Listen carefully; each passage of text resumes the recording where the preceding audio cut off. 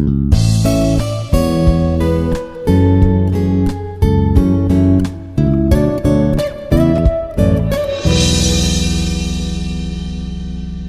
hello everyone. This is Dr. Abdul Pasha, Assistant Professor, Institute of Aeronautical Engineering, Hyderabad.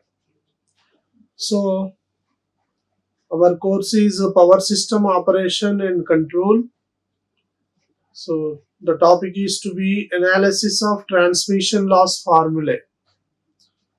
So, earlier we have gone through the considerations for deriving the transmission loss coefficients with the hydrothermal scheduling processes. Now it is the case of analyzing the transmission loss formula. So here we will introduce some basic parameters in terms of transmission loss coefficients. These are also known as B coefficients. So which are useful in defining the power system components. What are transmission loss factors? Before going to analyzing the transmission loss coefficients, we should define what are transmission loss factors. So when you transport electricity across a network of poles and wires, some of it is lost as heat. We know that when current flowing through that conductor is to be maximum, there should be some opposition which causes some resistance, then it will be impacted as heat.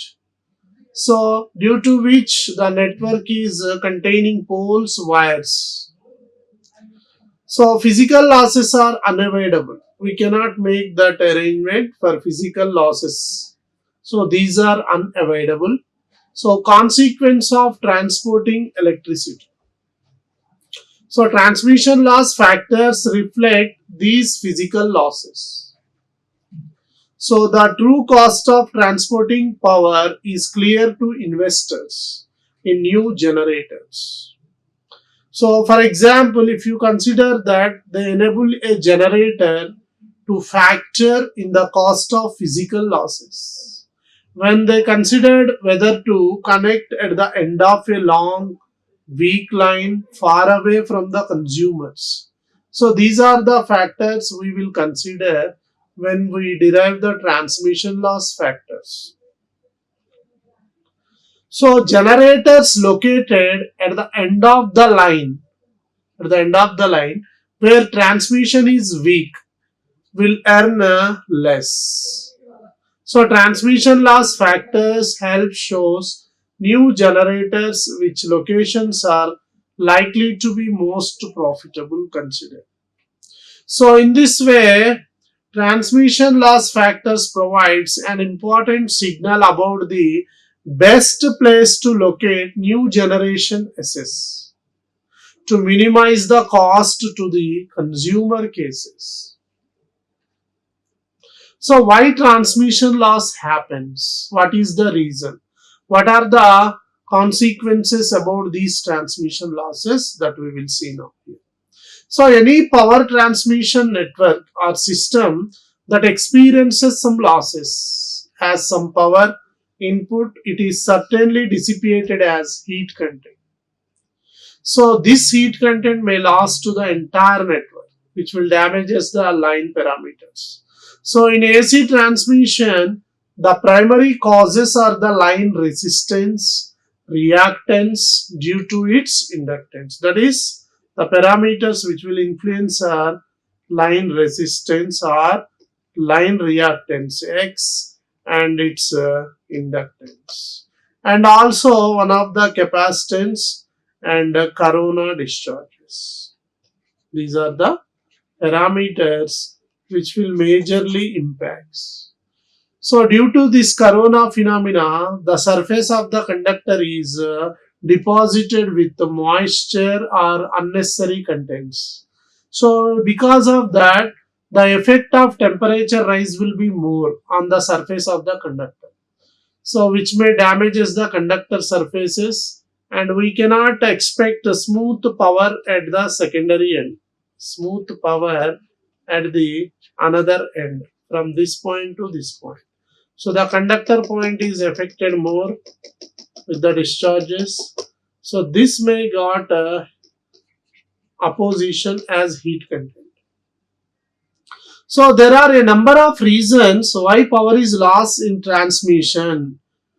That may be due to distance, grid congestion, conductor resistance, transformer losses, reactance.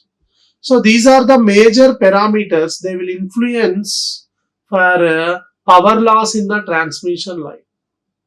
That means when larger the distance of the transmission network, it will be reflected as heat loss. Larger the distance of the transmission line, it will be reflected as heat loss in the line. And also grid congestion. Grid congestion also affect as one of the parameter that may be results in one of the loss coefficients. Conductor resistance. When conductor is going to be there, it will offer some resistance. Some resistance will be offered by the conductor, due to which it opposes the current path, then heat content will be increases. And also transformer losses. What are the basic transformer losses we may expect? Heat losses. So usually the losses may be eddy current losses, hysteresis losses. So this may be due to reversal of magnetization in the transformer core, and the core gets heated up, and the winding carries more current, more burden on the secondary of the transformer. So that's why during this step up or step up process in the transmission network, more loss content from the transformer is expected. And a reactance parameter, and this reactance parameter offers more resistance towards the applied input case, then it will be reflected as more heat content in the transmission network. So if you go in detail about each and every parameter, then we will analyze how the loss coefficients will influence the AC transmission network. So first one is a distance. So longer the power has to travel, more is the loss. This is most important. That means when the distance traveled by the line to cover certain amount of power, to carry certain amount of power, then loss coefficients will be increases. Loss factor will be increases. So this is because generation moving away from the demand wherever it is required, which will increases the transmission loss. So grid congestion case, when too many electrons converge on the same path, that means for a single line, the deposition of electrons, congestion is existing onto the path, it can leads to more electrons colliding. So more heat is expected. So more transmission losses are going to be taken place. So this is about grid congestion case. Next, coming to conductor resistance. When conductor offers more resistance, that means the resistance of the conductor material generates heat as current flow through it. So this heat loss as energy and cannot be used to feed power to the respective loads. Next case is transformer losses. As we know that a transformer core is going to be more heated, means there will be the expectancy of core losses. So the inductance of the transformers and the current carrying equipment connected to the line causes electric energy to be lost. Coming to the reactance parameter, when electrical energy is transmitted through a transmission line, current and voltage waves may not coincide with each other. So due to which also we may expect with loss coefficients. Now coming to the basic transmission loss formula. So With all these distance covered, reactance parameters, and remaining coefficients like transformer losses, reactance, grid congestion, conductor resistance, we will suppose to expectancy of transmission loss. So due to which we will analyze these conditions with certain expressions. So there will be certain method is introduced for this, that is an accurate method of obtaining general derivation of transmission loss for that has to be given by Cron. Cron introduced one of the transmission loss formula. So what happens with this means, this is however is quite complicated. So aim of this article is to give a simple derivation by making certain assumptions. Here we will assume certain conditions and derive necessary expressions. So if you observe this diagram, it is considered with various branches located here. So branch B inside that with currents IB1, IB2, IB. So due to which the generators 1 and 2 that should be feeding to the respective load. So we will see in detail here. So it depicts the case of two generating plants. Here two generating plants named as generating plant 1, this one, and a generating plant 2, this one. Two generating plants connected to an arbitrary number of loads. So two generating plants are connected to the arbitrary loads through a transformer, that is transmission network. One line within the network is designated as branch P. So one of the line is represented with branch P. Like that we can represent lines branch P like that. So imagine that total load current ID is supplied by a plant 1 only. So we should assume that total load current ID is supplied by a plant 1 only. So let the current in the line P will be IP1, which will defines the parameter MP1 as IP1 by ID. This is MP1 case. So what it is? Total load current ID supplied by the plant, that is represented with MP1. Similarly, for the plant 2 alone, supplying the total load current, we can define that should be from the second figure. So if you come with the second figure here, so for that figure, we will suppose to define total load current, that is MP2. So MP2 is here IP2 by ID. So like that we may define. Next, where MP1 and MP2 are called current distribution factors. MP1 and MP2 are called current distribution factors. So what happens with these current distribution factors? The values of current distribution factors will depend upon the impedances of the line Z. The current distribution factors, those are defined MP1 and MP2, which are depends upon the impedances of the line and their interconnection and are independent of the current ID here. So when both the generators 1 and 2 are supplying current into the network, then which will be applying the principle of superposition. So by which with the principle of superposition, current in the line P can be expressed as IP. Current in the line P can be expressed as IP. That is MP1 IG1 plus MP2 IG2. So what happens with this? IG1 and IG2 are the currents supplied by the plants 1 and 2 respectively. IG1 and IG2 are the currents which are supplied by the plants 1 and 2 respectively. So at this stage, let us make that certain simplifying assumptions are considered here. So what are the assumptions we should consider for the plants 1 and 2 means all the load currents have the same phase angle. All the load currents should have same phase angles with respect to a common case. That means to understand the implication of this assumption, consider that the load current at the ith bus can be written as ID less than, that is ID at an angle of delta I minus phi I, which is IDI at an angle of theta.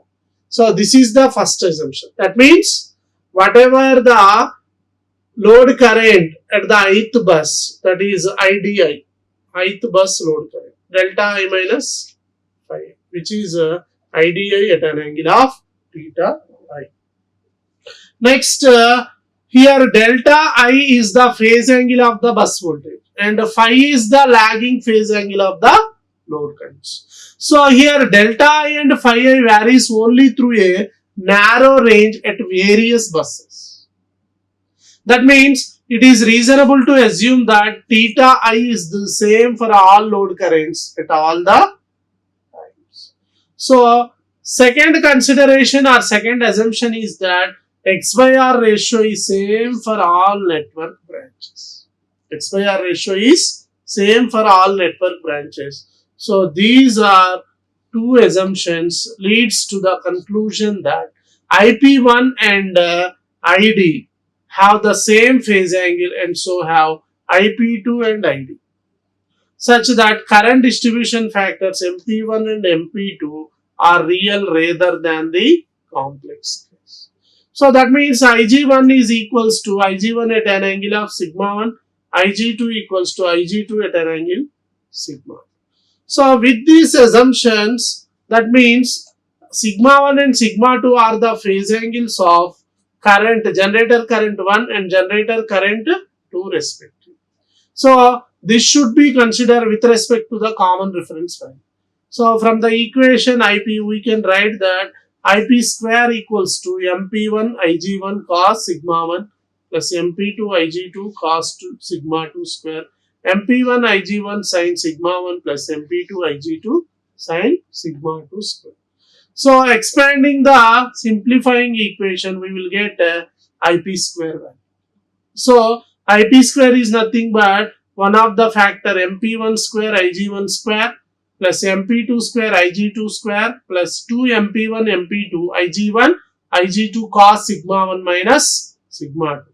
So here where this coefficient Ig1 is Pg1 by root 3 V1 cos 5. So similarly Ig2 equals to Pg2 by root 3 V2 cos 5. So these are the currents we will obtain. So here Pg1, Pg2 are the three phase real power outputs of the plants 1 and 2 at power factors of cos phi 1, cos phi 2. And V1, V2 are the bus voltages at the respective plants. So if Rp is the resistance of the branch P, total derivation of transmission loss formula is PL. That is PL equals to sigma P 3 IP square Rp.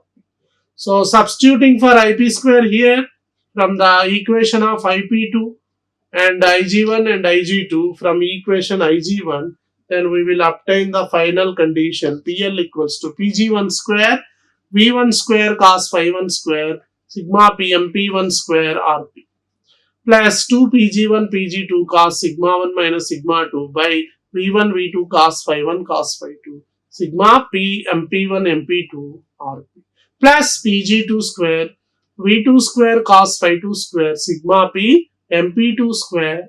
This is the summation we will obtain as a load, that is PL. So if you represent in loss coefficients, that is PL equals to Pg1 square B11 plus 2 Pg1 Pg2 B12 plus Pg2 square BT2.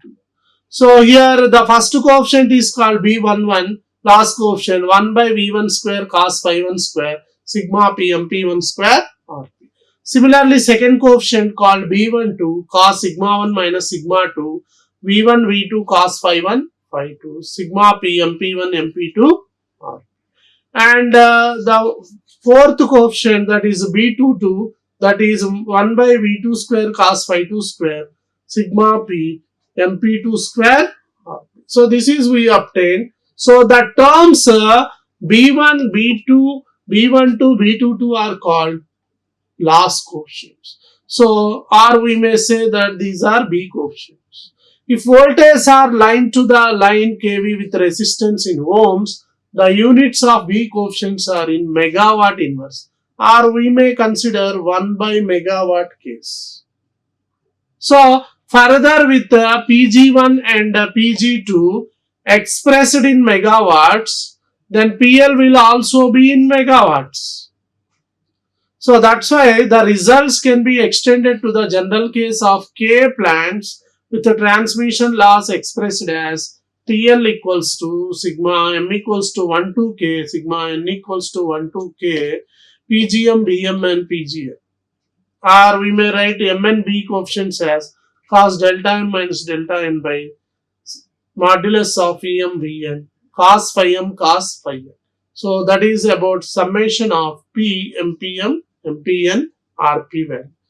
So the following assumptions including the mentioned already are necessary in deriving the transmission loss coefficient. So if B coefficients are to be treated as constant, as total load and load sharing between the plants are going to be varies. So these assumptions may be all load currents maintaining a constant ratio to the load current, and voltage magnitudes at all the plants remains constant. All the load currents maintains a constant ratio, that to the load total current. So voltage magnitudes at all the plants must be constant. That means they must be remains constant. So ratio of reactive to real power. Ratio of reactive to real power coefficient, that may be treated as power factor, at each plant remains same. Power factor should be same for when you consider the ratio. So voltage phase angles at plant respective plant buses remains fixed. So this is equivalent to assuming that the plant currents maintains the constant phase angle. The plant current must maintains the constant phase angle with respect to the common reference. With respect to the common reference case, since source power factors are assumed constant as per the assumptions what we represented. So what are the assumptions we made here? See here. So these are the assumptions we made. 3 assumptions we made here. So these 3 assumptions should reflect to the according to the deriving of transmission loss coefficient cases. So when these 3 assumptions are suitable to the generation of a power sector case, which should ready to meet the load requirement suitably. Then if the assumptions are not matching with the line parameters, then it may leads to the loss coefficients. So in spite of the number of assumptions made, it is fortunate that the B coefficients may be treated as one of the constants. They may yield reasonably accurate results. When the coefficients are calculated for some average operating conditions, majority of the systems may changes. They require a recalculation of the coefficient. So again we need to go for defining these B coefficients parameters. So losses as a function of a plant outputs, they can be expressed by other methods. So those methods are simplicity of loss equations, which will be the chief advantage of B coefficient methods.